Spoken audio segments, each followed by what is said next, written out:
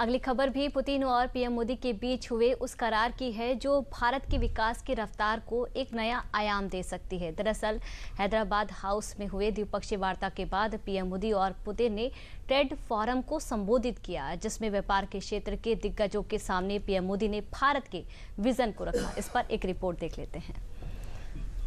Putin और मैंने 2030 तक द्विपक्षीय व्यापार को $100 बिलियन का उस लक्ष्य को पार करने का हमने निर्धार किया था। लेकिन कल से मेरी जो राष्ट्रपति पुतिन से बात हो रही है और जिस प्रकार के पोटेंशियल नजर आ रहे हैं, मुझे नहीं लगता कि हमें 2030 तक इंतजार करना पड़ेगा। ये मैं साफ देख रहा हूं। हम उस लक्ष्य को समय से पहला पूरा करने के संकल्प के साथ आगे बढ़ रहे हैं और मेरा विश्वास बढ़ रहा है।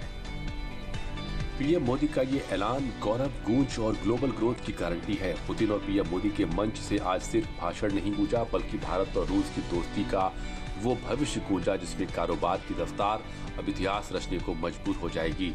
शुक्रवार को द्विपक्षीय वार्ता के बाद बिजनेस फोरम को संबोधित करते हुए जो ब्लूप्रिंट पीएम मोदी ने दिया है, ये आपको भी सुनना चाहिए। डिफेंस और स्पेस को प्राइवेट सेक्टर के लिए खोल दिया गया है। इससे इन सेक्टर्स में नए अवसर बने। अब हम सिविल न्यूक्लियर सेक्टर में भी नई संभावनाओं के द्वार खोलने जा रहे हैं। यह केवल एडमिनिस्ट्रेटिव रिफॉर्म नहीं, बल्कि माइंडसेट रिफॉर्म्स है। मेरी ओर से हमारे सहयोग को आगे बढ़ाने के लिए कुछ विचार आपके सामने मैं रखता हूं। पहला, लॉजिस्टिक्स और कनेक्टिविटी के क्षेत्र में आज की बैठक में राष्ट्रपति पुतिन और मैंने हमारे कनेक्टिविटी के पूरे पोटेंशियल को रियलाइज करने पर बल दिया है। आईएनएसटीसी या तो फिर नॉर्दर्न सी रूट यानी चेन्नई व्लादिवोस्तोक कॉरिडोर, इन पर हम आगे बढ़ने के लिए प्रतिबद्ध हैं। जल्द ही इस दिशा में प्रगति होगी। इससे ट्रांजिट टाइम घटेगा, कॉस्ट कम होगी और बिजनेस के लिए नए मार्केट्स खुलेंगे। डिजिटल टेक्नोलॉजी की ताकत के साथ हम कस्टम्स, लॉजिस्टिक्स और रेगुलेटरी सिस्टम को वर्चुअल ट्रेड कॉरिडोर से जोड़ सकते हैं। इससे कस्टम्स क्लियरेंस तेज होगा, पेपर वर्क घटेगा और कार्गो मूवमेंट अधिक सीमलेस बनेगा। Defence, energy, nuclear power, space technology, pharma, manufacturing और इंफ्रास्ट्रक्चर, हर सेक्टर में भारत रूस की साझेदारी नए कीर्तिमान गढ़ने को तैयार है। पीएम मोदी का विजन विकसित भारत मिशन को एक नई रफ्तार देने लगा है। हाल ही में रूस द्वारा भारत से डेयरी और मरीन प्रोडक्ट्स के निर्यात के लिए भारतीय कंपनियों की लिस्ट में विस्तार किया गया है। इससे भारत के एक्सपोर्टर्स के लिए नए अवसर बने हैं। भारत के high quality marine products, value added sea food, processed food, इसकी बड़ी मात्रा में ग्लोबल डिमांड है।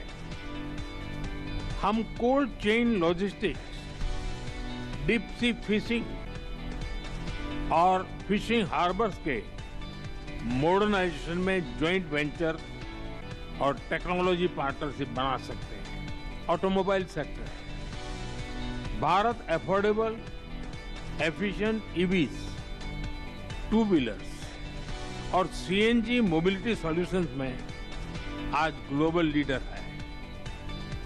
रूस एडवांस मटेरियल का बड़ा प्रोड्यूसर है। हम मिलकर ईवी मैन्युफैक्चरिंग, ऑटोमोटिव कंपोनेंट्स और शेयर्ड मोबिलिटी टेक इसमें साझेदारी कर सकते हैं। इससे हम न केवल अपनी जरूरतों को पूरा कर सकेंगे, बल्कि ग्लोबल साउथ, विशेषकर अफ्रीका के विकास में भी योगदान दे सकते हैं। जहां भारत मेक इन इंडिया के जरिए दुनिया का मैन्युफैक्चरिंग हब बन रहा है, वहीं रूस भारत को रणनीतिक भागीदार नहीं बल्कि आर्थिक सुपर पार्टनर बनाने की राह पर है। और जब पीएम मोदी कहते हैं कि हम समय से पहले लक्ष्य हासिल करेंगे, तो ये ऐलान दुनिया बखूबी जानती है कि ये सिर्फ बयान नहीं है, अब ये डेडलाइन बन चुका है। फार्मा भारत आज विश्व भर में किफायती मूल्यों पर उच्चतम क्वालिटी की दवाइयां सप्लाई कर रहा है।